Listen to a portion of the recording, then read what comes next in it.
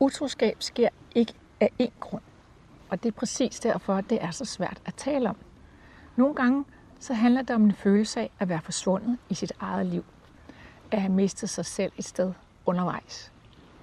Andre gange så handler det om, hvad vi lærte om kærlighed helt fra vi var små. Om vi turde komme tæt på, eller om vi lærte, at nærhed det gjorde ondt. Og nogle gange er det det forbudte i sig selv, der trækker dopamin.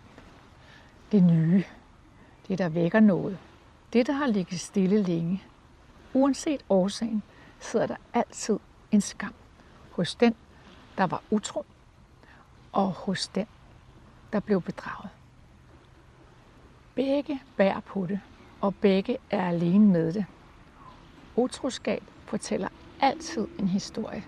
Den er svær at høre, men den er vigtig.